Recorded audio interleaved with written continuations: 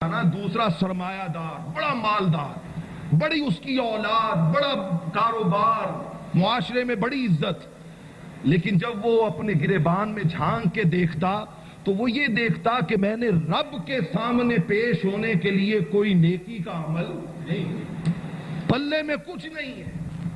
وہ کیا کہتے ہیں کہ جے میں ویکھاں عملہ ولے کچھ نہیں میرے پلے، وہ دیکھتا کہ میرے پلے میں تو کچھ نہیں ہے، میرے پلے میں تو ایک نیکی بھی بارگاہ عزی میں پیش کرنے کے لیے نہیں ہے۔ فرمایا جب وہ مرنے لگا نا تو اس نے اپنے بچوں کو بلایا اور بلا کے انہیں کہتا ہے بیٹو میں نے تمہیں دنیا کی ہر سہولت دی، ہر راحت دی، ہر تمہیں عیش عطا کیا، اب میری ایک بات مان لو، جب میں مر جاؤں نا تو اس نے تھوڑی بات زیادہ کی، اس نے کہا جب میں مر جاؤں تو مجھے جلا دے، میرے جسم کو کیا کرنا، جلا دے۔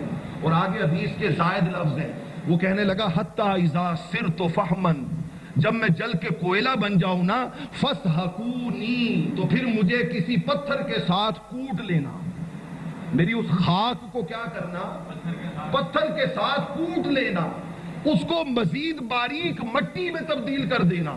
اور فرمایا جب وہ مٹی بن جائے نا تو اس مٹی کو پھر انتظار کرنا حتی اذا جاء ریح عاصف، فرمایا جس دن اندھیری چلے نا تو پہاڑ پہ کھڑے ہو کے میری اس لاش کی خاک کو ہواؤں میں اڑا دے۔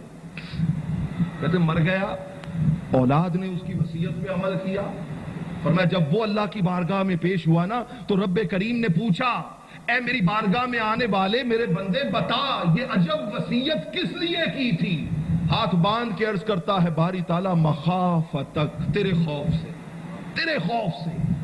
ارے ہماری جبین کبھی زمین کو چھو رہی ہو تو ہمارا دل بھی تو کہے نا، جب اللہ کی طرف سے کانوں میں صدا آئے کہ بندے تو نے سر کو زمین پہ کیوں رکھا ہے تو دل تڑپ کے کہے مخافتک، اے باری تعالیٰ کوئی اور وجہ نہیں، تیرے خوف سے اپنی جبین کو زمین پہ رکھا ہوا ہے۔ اسے کہا تیرے خوف سے، حدیث کے لفظ ہے فما تلاہ ان رحمہ، صحیح بخاری کے لفظ ہے، فرمایا رب کریم نے فرمایا اے بندے چلو آخری وقت ہی صحیح تو میرے خوف کی خیرات اپنے دامن میں سمیٹ کے لایا ہے، جا میں تجھے اپنی رحمت کی خیرات اسی طرح بھر کے عطا کروں۔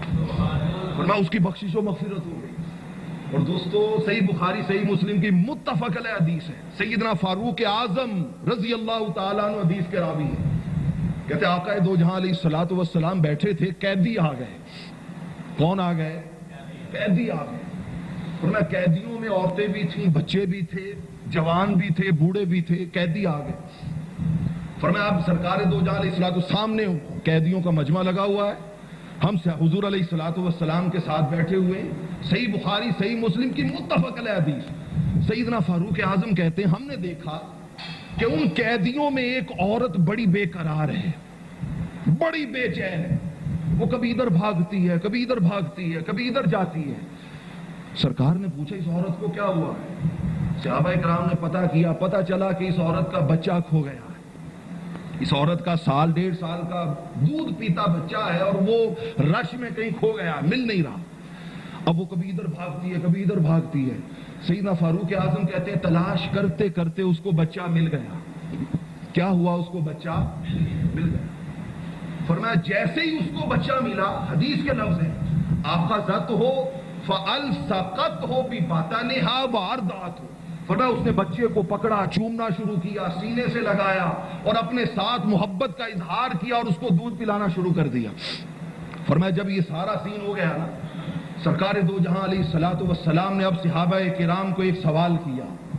فرمایا صحابہ ذرا میرے اس سوال کا تو جواب دو، اترون هذه المرأة طارحة ولدها في النار، فرمایا تمہارا کیا خیال ہے کہ یہ عورت اب اپنے اس بچے کو خود اپنے ہاتھوں سے آگ میں پھینک دے گی، اپنے ہاتھوں سے اس بچے کو آگ میں پھینک دے گی؟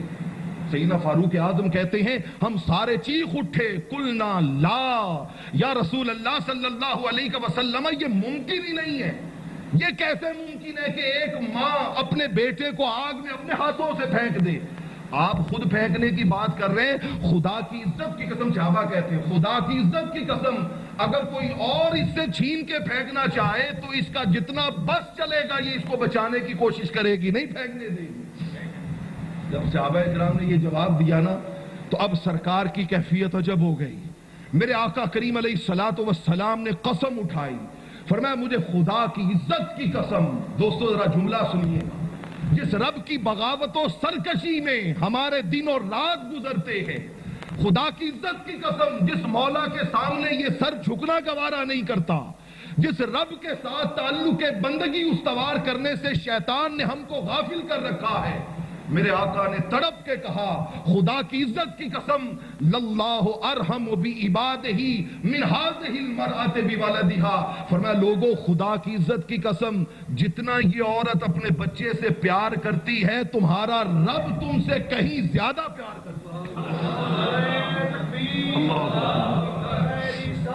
یا رسول اللہ صلی اللہ علیہ وسلم زندہ، فرمایا تمہارا رب اپنے بندوں سے اس عورت اور اس ماں سے کہیں زیادہ کیا کرتا ہے؟ پیار کرتا ہے۔ تو دوستان محترم، یہ ہے رحمت دا دریا الہی ہر دم وگدا، اس کے رحمت کے دریا کی ذرا موجیں تو دیکھیں۔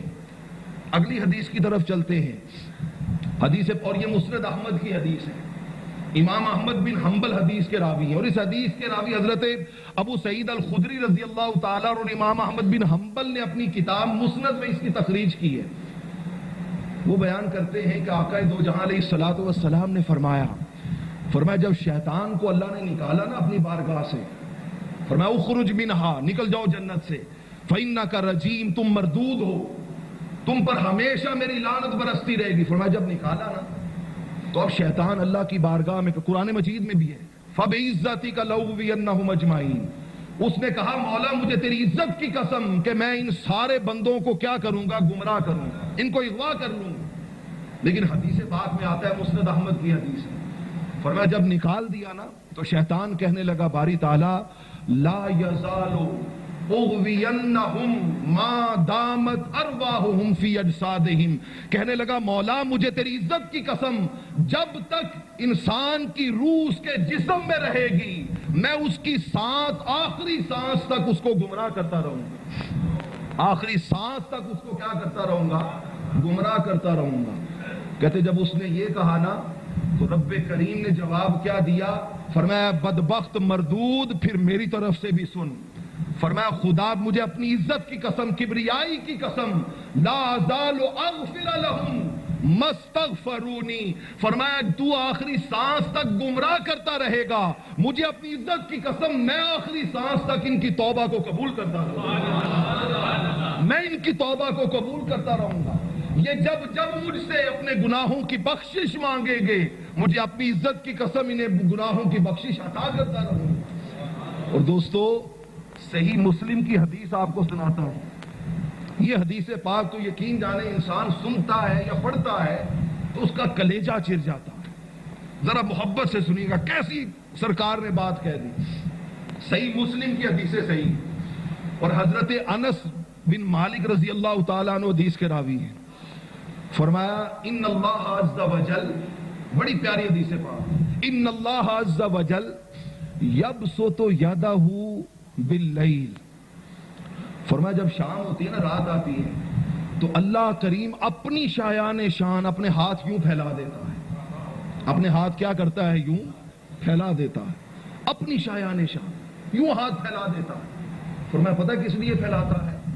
فرمایا اس لیے پھیلاتا ہے لیتوب مسیء النہار، تاکہ میرا دن کو گناہ کرنے والا بندہ میرے ہاتھوں میں آ جائے، پلٹ کے میرے ہاتھوں میں آ جائے۔ فرمایا یوں ہاتھ پھیلا کے رہتا ہے۔ دوستو ذرا چشم تصور سے سوچو تو صحیح کہ ایک ماں اپنی مامتا کی بنیاد پہ ہاتھ پھیلائے کھڑی ہو اور اس کا جوان بیٹا اس کے ہاتھوں کو توڑ کے، ٹھکرا کے، رد کر کے پلٹ جائے تو ماں کے دل پہ کیا گزرتی ہو؟ ارے وہ رب ماں کی طرح یوں ہاتھ پھیلا کے کھڑا رہتا ہے کہ شاید دن کو گناہ کرنے والا بندہ پلٹ کے میری طرف آ جائے، شاید یہ توبہ کر لے، شاید پلٹ کے میرے ہاتھوں کی خیرات لینے کے لیے پلٹ آئے۔ اور فرمایا ساری رات ایسے ہی چلتا ہے، فرمایا جب دن ہوتا ہے نا، دن ہوتا ہے، فرمایا یبسط یدہ بالنہار، جیسے ہی دن